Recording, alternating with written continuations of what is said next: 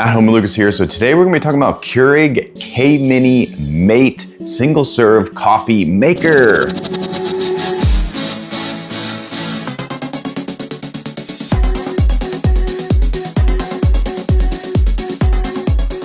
Yes, people, I finally got my hands on the smallest K-Mini I've ever seen. This thing is boasting to be compatible with any kitchen, with any RV, with any space that you put it in. It is only 4 inches wide and not very tall at all.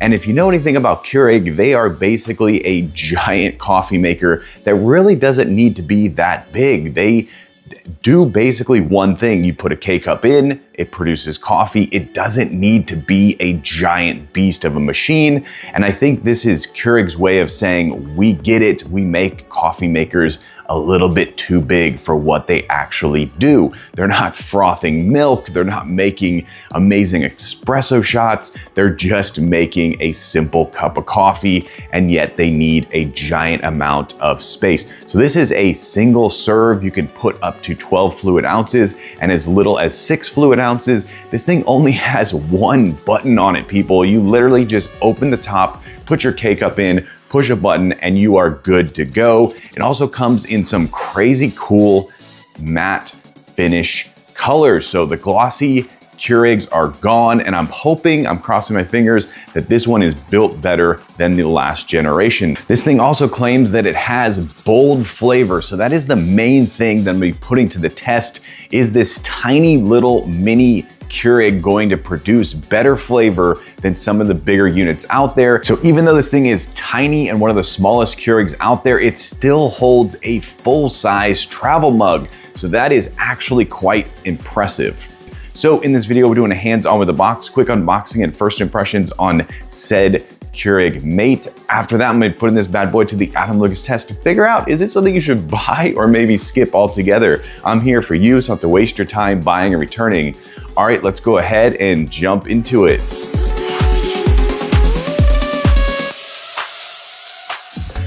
I just love the way Keurig makes their boxes. They're so bright and inviting, and they have just enough information. All right, let's go ahead and get inside this. All right, so this is what you get. You got your instruction manual, you got your drip tray right here, and then you have a nice little unveiling. Let's go ahead and pull this off. Okay, let's walk around this bad boy right quick. So first impressions, it's definitely bigger than I thought. I don't know why I was expecting it to be much smaller, maybe like down to here. So if you haven't seen this thing in stores or in person, this thing is a little bit bigger than I would have thought. The water reservoir back here is also a little bit bigger, which is nice. So it goes down in, so from the pictures, it looks like it basically just is this much. One thing I don't like right off the bat is that this is, it's a little bit flimsy, it's a little bit clunky, and kind of silly. I kind of wish this was more of like one unit right here. And then the color is also, it's kind of hard to pick up on camera. It's not the exact color that I was expecting, and it's a little bit more shiny, if you will, than a true traditional like matte finish. So it does have some shine to it, and it's very hard to pick up on camera.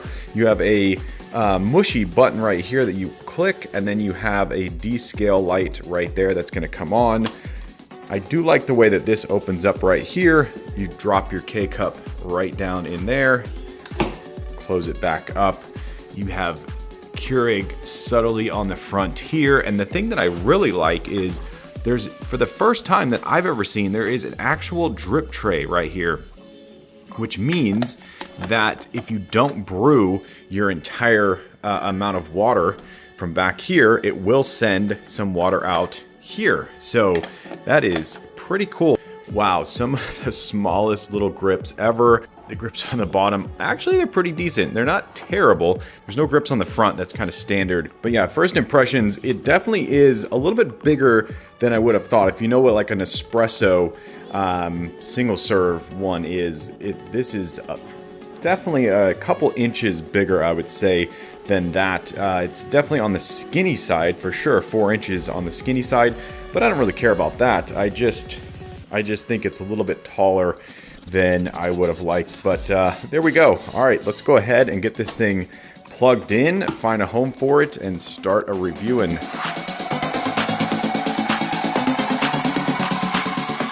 Okay, let's go over to my coffee station over here, and this is where you can really see that it is a mini, but it's not that much smaller than this other unit over here, which is actually pretty small.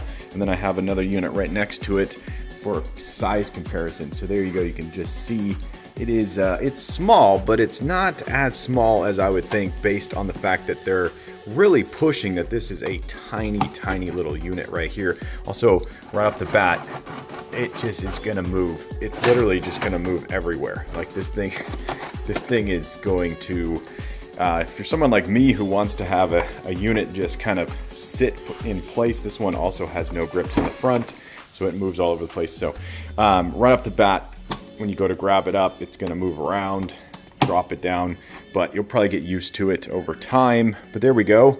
That is how it looks on the coffee bar. So I guess if you're like me and you have a bunch of coffee machines and you want to slide this one in, it is only 4 inches, so it's going to fit in there really nicely.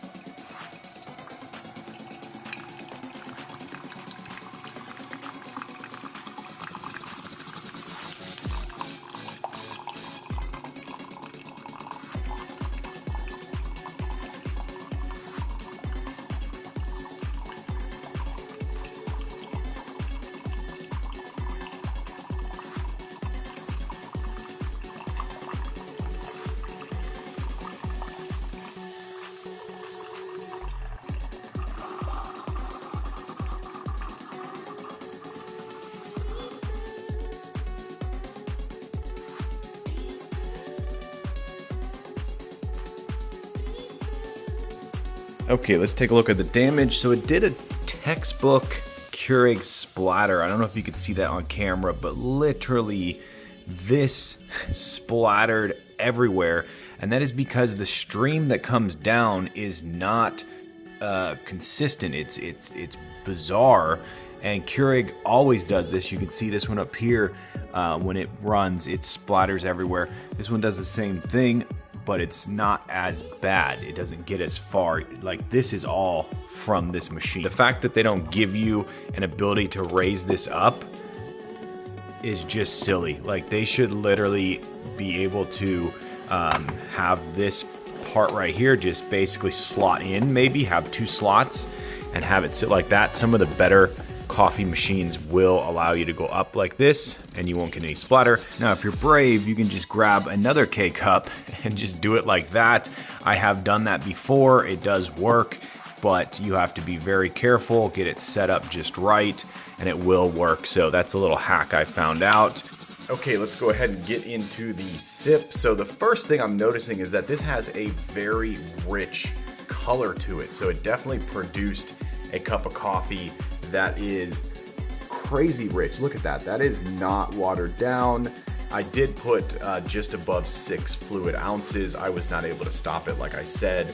But I like the fact that it's at 140, 142, 140 in terms of the temperature. So that means you're gonna be able to basically brew this up and then drink it right away. Now, if you add cream and sugar in, it may actually get a little bit cold. So we'll try that later on. But let's go ahead and give it the sip and see how good this thing brews, because that's one of the biggest things. They're like, this thing is gonna brew an amazing cup of coffee, even though it's tiny. So.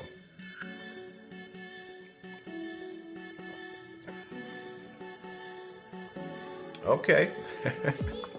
Yeah. Wow. That's pretty good.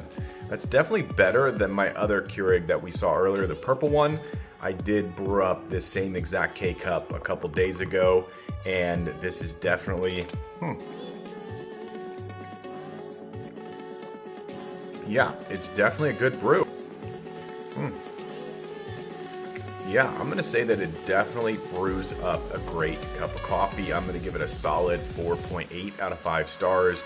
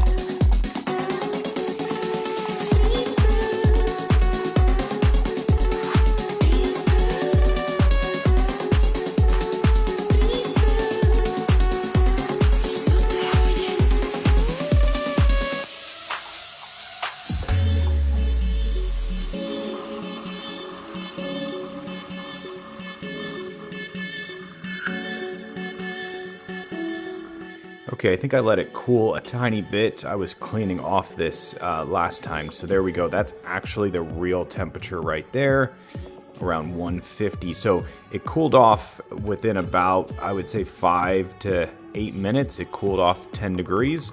So that's what it's gonna look like when it comes out, 150, 155, which is good. All right, so it was 155.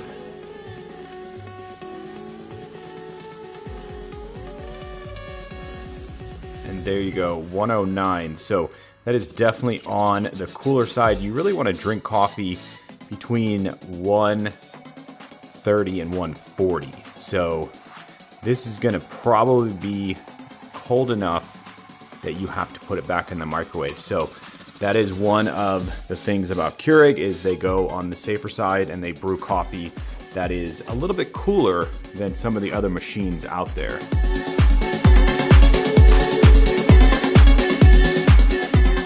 Okay, this thing is super portable. I was actually able to plug it into my power station right here and brew up a nice hot cup of coffee outside. So they're not lying when they say that this thing is definitely portable. Throw it in a bag, throw it in the back of your vehicle, and take it with you, and it'll brew up a nice cup of coffee really, really fast. One thing I do wish though is that the drip tray stayed on a little bit better, and the water reservoir as well. You can of course take those off and put them in a bag by themselves. This is the wattage that it's pulling right now at max brew. So it's not the beefiest wattage out there, so it's definitely gonna work off of a small power station like that one right there.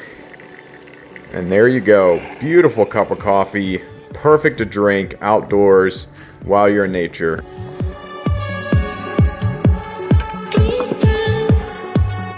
Okay, I've been using this for long enough that I think I have a full star rating. Let's just start off with the build quality. So like I said, this thing is definitely built really nice. It seems like they really put in a lot of work. If I compare it to this one over here, this one is very flimsy and the plastic is on the cheaper side. The cup back here that holds the water, the reservoir, is nice. It doesn't feel super cheap. This one definitely feels way more cheaper. So this is cool, and I like the way that it goes in here. So it actually goes in very intuitively. Like, I don't even have to look. I just slide it down and it works perfectly. So that is definitely 5 out of 5 stars. I do wish the whole lid thing was a little bit different, but that's kind of what Keurig is doing. They're going towards that. This actually adds a lot of benefits. I found myself using that a lot, so that was really cool.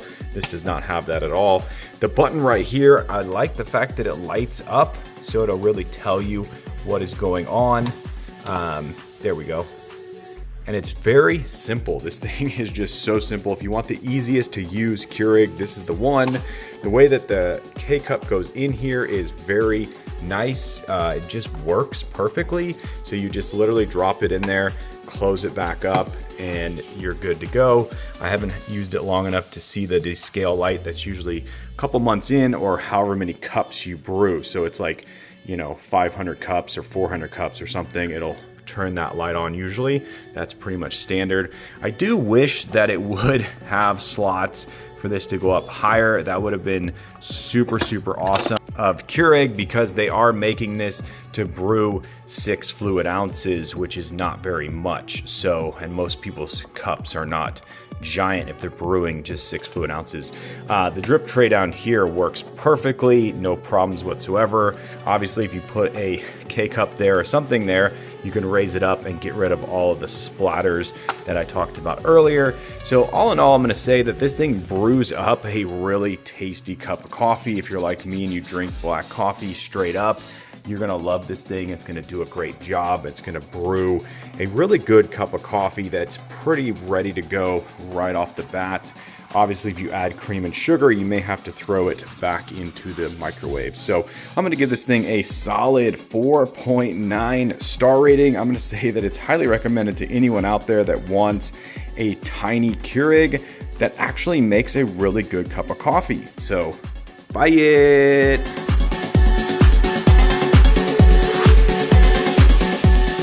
All right, there you go. That is the K-Mini Mate. Hopefully you enjoyed this video. If you did, definitely click that like button. And if you want to join the Adam Lucas family and you want to be a part of this crew, smash that subscribe button, and I'll catch you guys in the next awesome video. Peace out.